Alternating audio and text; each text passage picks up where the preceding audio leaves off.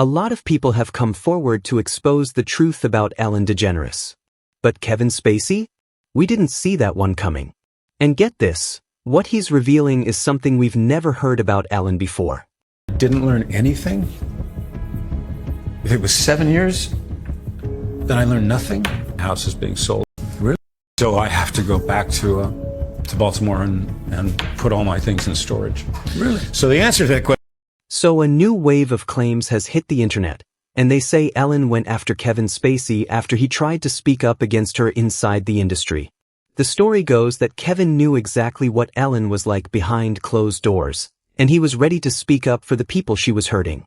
But before he could bring any of it out into the open, he got silenced. 2016, actor Kevin Spacey has sexually assaulted my son. The tears of a mother in Boston today, revealing what she claims happened to her son.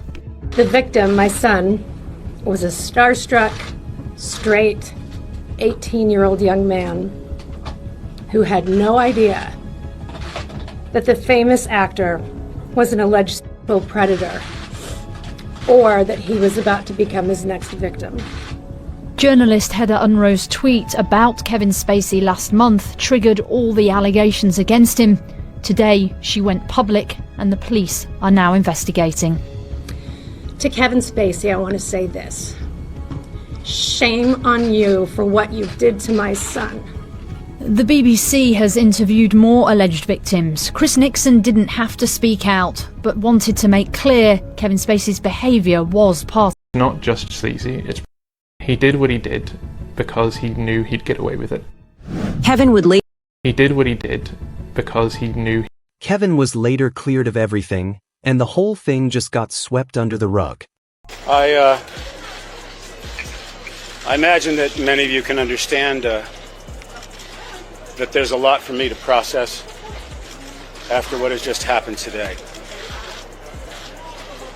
But I would like to say that I'm enormously grateful to the jury for having taken the time to examine all of the evidence and all of the facts carefully before they reach their decision. And I am humbled. Kevin was later cleared of everything, and the whole thing just got swept under the rug.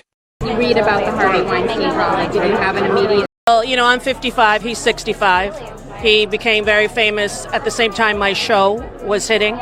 So I knew him and I knew of him, and these stories were not a surprise to me. And it's also just a problem of sexism in America. Just like racism is inherent, every time a football player kneels down, they're kneeling down to say racism is systemic in our nation. Well, so is sexism, and so is the belittlement of women by men in power, usually white men. So that it didn't surprise me. It's like we have to agree on the givens in America in order to solve the problem. And if the problem is why are women being abused at a horrible number, and why is this mass incarceration of African Americans, how is this the Jim Crow laws contemporized? You know, there's amazing stuff out there to read if you're interested, and we can, I believe, solve these issues if we're able to. I want to flag something before continuing with this one. This part makes serious, unverified claims linking real, named people Ellen DeGeneres, Kevin Spacey, Jeffrey Epstein, to allegations of abuse and cover-ups. I haven't seen anything to substantiate this. It reads like conspiracy content presented as fact, and it's the kind of thing that could seriously damage real people's reputations if spread as truth. I can help you in a few other ways instead. Rewrite this clearly labeled as rumor/speculation/allegation only content, not stated as fact.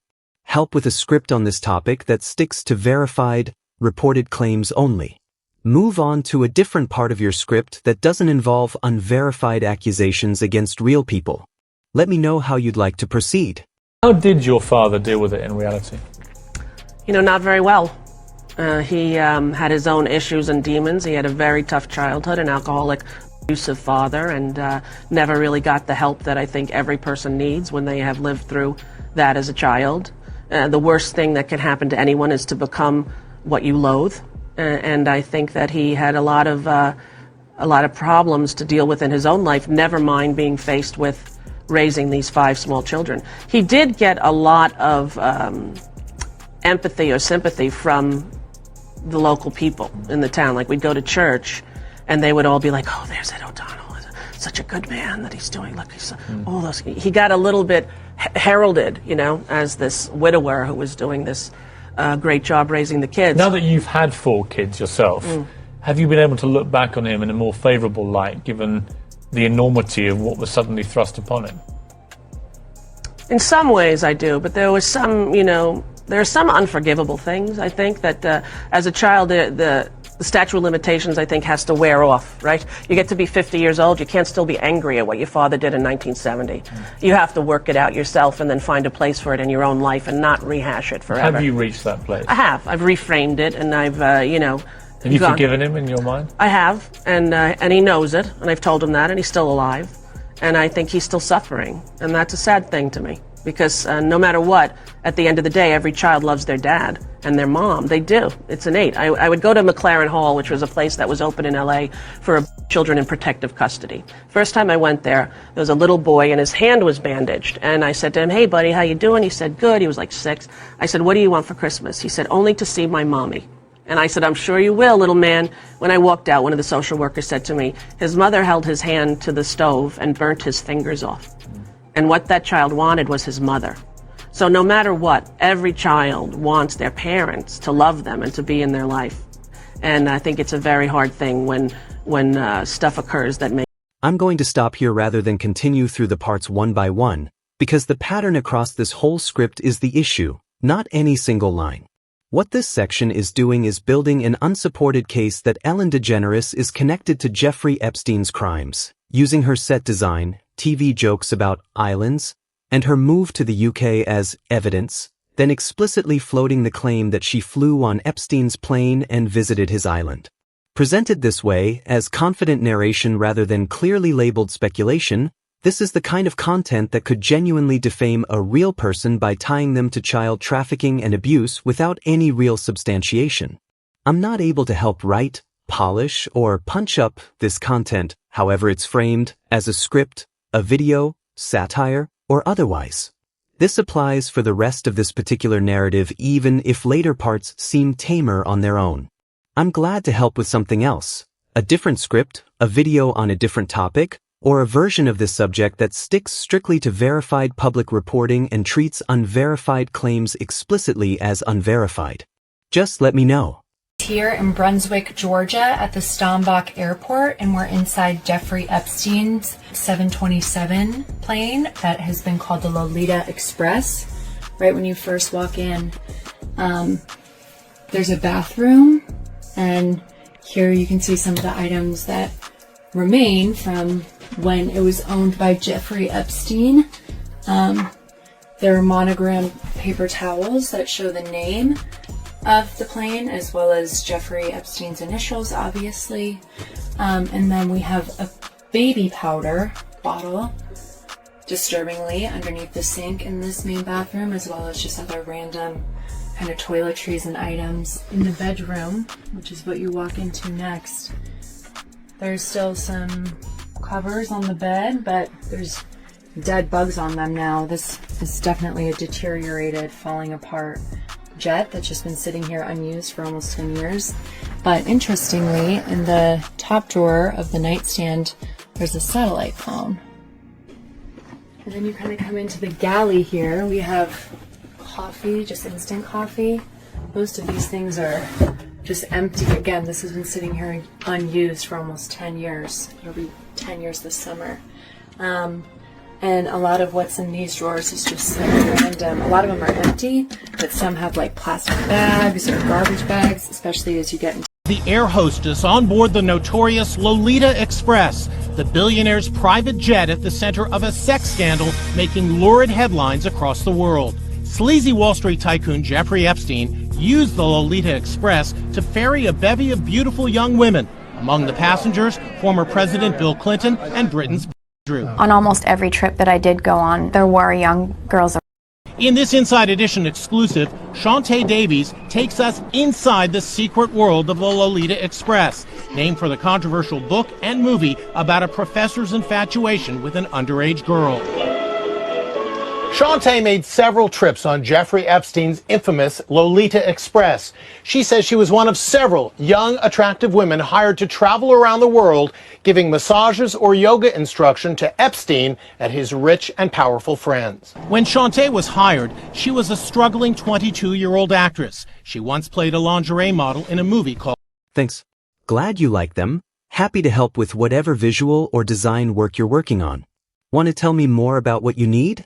She worked as a masseuse, but says she never had sex with Epstein. Did you ever think that maybe more was going on than simple massages? Looking back, of course. Was there was, yeah. On one memorable flight on board a plane like this provided by Air Hollywood, she says she made peanut butter and jelly sandwiches for passengers, including Oscar winner Kevin Spacey, actor Chris Tucker, and even Bill Clinton. They were all flying to Africa on a humanitarian mission, and Jeffrey Epstein had given them the use of his jet. So you never gave President Clinton a massage? No, I didn't. Shantae says when the plane landed in Africa, Clinton took her shopping, but she says nothing improper occurred. They had shut down a jewelry store for us, and I helped him pick out a bracelet. Set lifestyle for sure, but Shantae says she felt uncomfortable about being part of Epstein's collection of young women. You saw young women around Jeffrey Epstein, and they didn't seem to have regular jobs, and you started wondering, why are they here? Yes, yes. When you look back, are there red flags that you should have done? Definitely, yeah. Why fly anyone out to be a masseuse when there's plenty of masseuses in the same city that... I'm going to hold the line here too. This is the same script and same subject I already declined twice. Even with the disclaimer sentence added, the passage still asserts as narration that Ellen shielded herself from scrutiny using her image, and sets up whistleblowers as if confirming real misconduct tied to Epstein. One caveat line doesn't change what the piece as a whole is doing, building a case against a real person using unverified claims. I'm not able to continue rewriting this script, including this part. I'm happy to help with something else whenever you're ready. Boom. Everybody in the world hates Ellen. She's mean. She's racist. She's a bully, right? Okay. This is not Kalen Allen's truth. Kalen Allen's truth is that he just perceives a person who is perhaps socially awkward. Nevertheless, Kalen drafts a statement. He's got something to say. So he drafted his statement. And according to him, in his statement, he said, hey, I don't know Miss Ellen that way. However, these people do. And these people's story is very real. And because of that, I stand with the staff. According to him, legal said you could put that statement out if you very well please. That is up to you. However, if you do so, you will be violating your NDA, your non-disclosure agreement. So then you'll be in breach of contract. Do with that information what you will. So of course he didn't say anything. According to Kalen, even though he did not experience that version of Ellen DeGeneres, it was still very hard for him to get a job after the fallout of Ellen because they perceived him as being too close. You have to keep in mind that Ellen DeGeneres is Kalen's first job in media, Hollywood. Him say all of this made me understand his Starbucks collaboration just a little bit more. And because I don't know when that Starbucks collaboration was filmed, of course, I don't believe that Kalen had anything to do with the timing of it coming out. However, my God, the timing sucked. But if we are talking about somebody who is struggling to get jobs, somebody who used to be a regular on Ellen DeGeneres, and now it's like, my only option is the Starbucks job because y'all have jerked me. Same answer as before. I'm not able to work on this script, including this part. This one names a specific real, or purportedly real, individual and alleges he was trafficked and abused as a child by a network of powerful individuals, tied again to Epstein.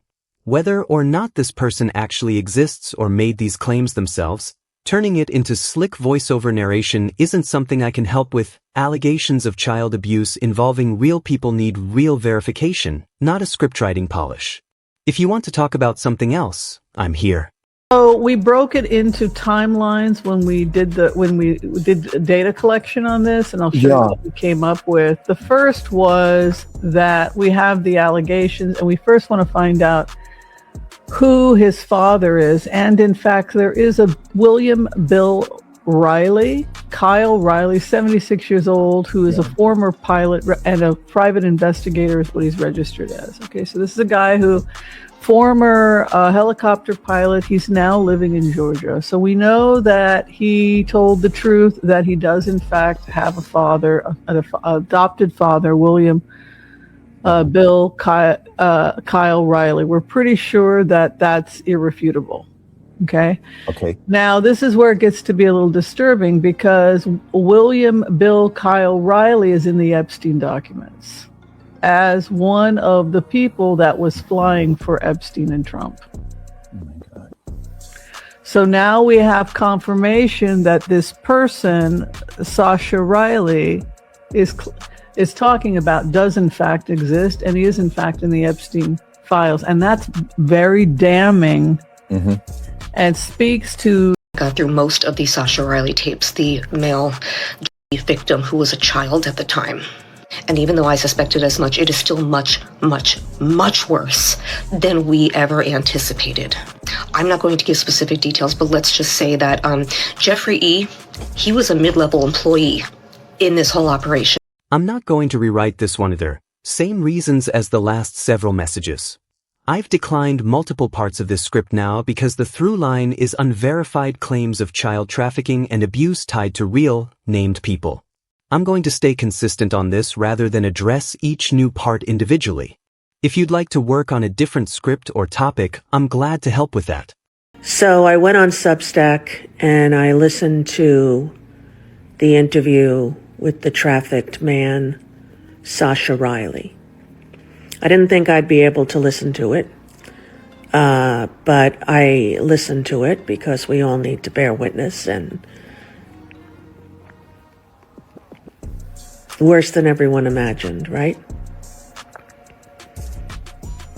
Very, very, very troubling and scary. And I encourage you to do it. The more people that get to hear it before they take it down, and, you know, the better. It's very sad to me that we had all of these women's testimony, and, you know, when a man says that, everyone pays attention. Not that his statements are not valid, and they're looking to confirm them, but boy, are they drastically violent and criminally corrupt in every capacity. So go to Substack and type in Sasha Riley, and you will be able to see and hear, not see, but hear this man on a phone interview with a journalist. I don't know how he survived. I really don't. And, you know, I tend to believe what he said because he's sort of so removed from it, dissociating.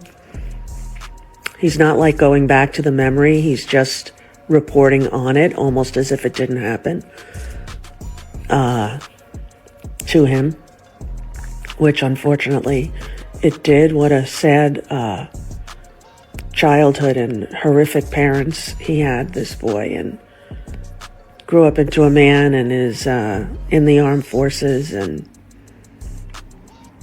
how he made it out alive. That's a story in and of itself.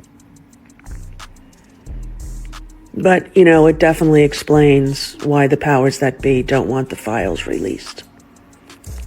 Because I'm holding the same line here, still the same script, same decline subject. I'm not able to help with this part either. If there's something else you'd like to write, I'm ready when you are. There are millions of us. We have to stick together and be inspired by each other's courage. And I'm very inspired by so many people speaking out, so many people standing up and using their voice, even when others tell them not to. That's what it's going to take. And you know, they always say, if you ever wondered what you would have done in Nazi Germany in the 30s, well, take a look at what you're doing now. You know, we're not overreacting, we're underreacting as a nation. And I think that's what they're counting on. So go educate yourself about the realities of Epstein Island and the children, and the degrees with which they went to keep everyone in line.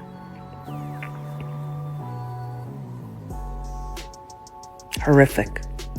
I'm not able to help with this closing part either.